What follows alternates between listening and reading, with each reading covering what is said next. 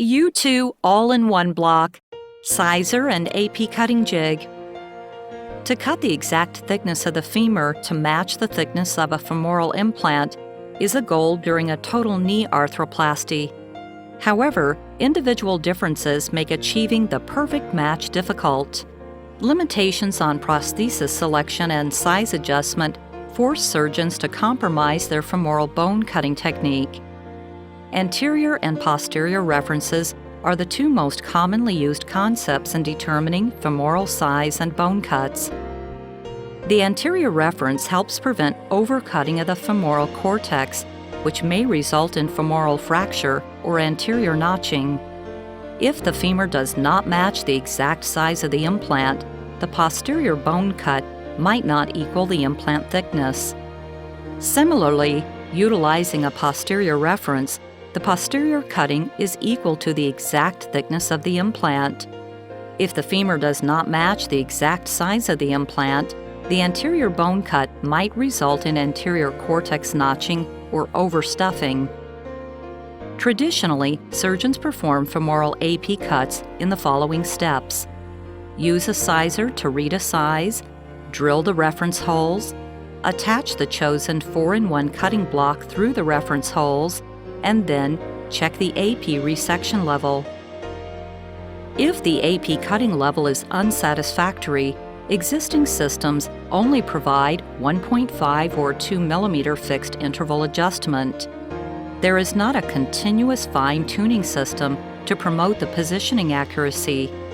After drilling new reference holes and reattaching the cutting block, surgeons need to check the resection level again, and finally perform the AP cuttings.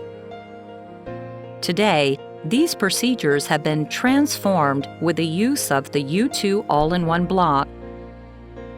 The U2 all-in-one block is a multifunctional device. The functions include external rotation adjustment, sizing, selection of anterior or posterior reference, fine-tuning of resection level, and guiding the AP cuttings. As a sizer, both AR or PR sizing concepts can be carried out with it. By fixing the anterior cutting slot and adjusting the posterior slot to match a certain size, it can be an AR sizer. By fixing the posterior cutting slot and adjusting the anterior slot, it transforms into a PR sizer.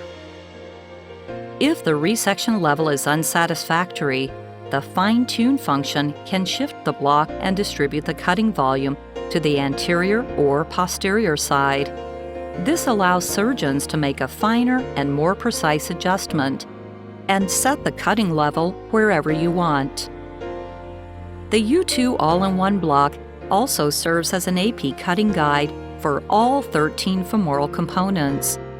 During the sizing process, the resection level is clearly visible through the cutting slots with the help of the resection check blade in every size selection.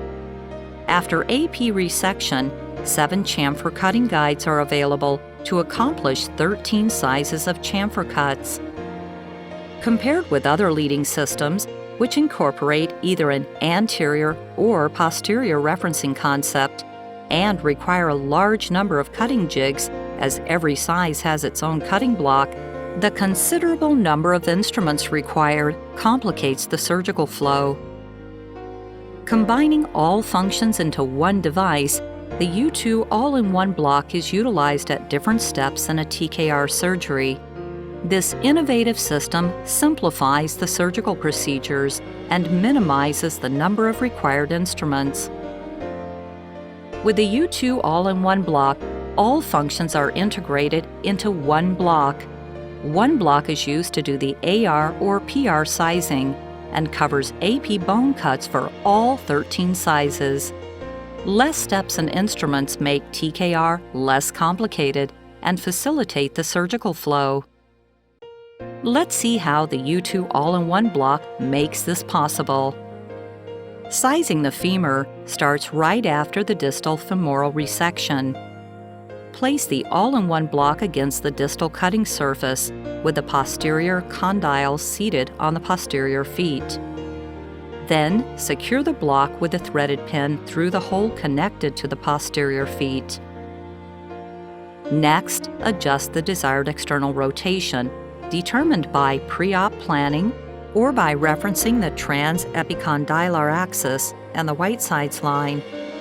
Surgeons can do this by rotating the central knob with a screwdriver.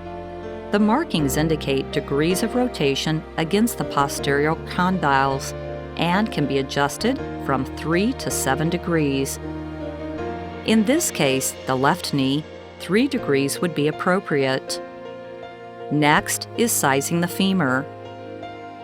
First, rotate the stylus handle to unlock position. Then insert the stylus into the socket on the top of the block and lock it again. Position the stylus tip to contact the lowest point of the anterior cortex. The femoral component size now can be read from the main panel.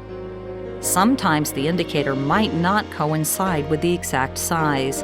In this case, the indicated size is between size 3 and 3.5. Surgeons may determine the bone cut based on the preferred anterior or posterior reference.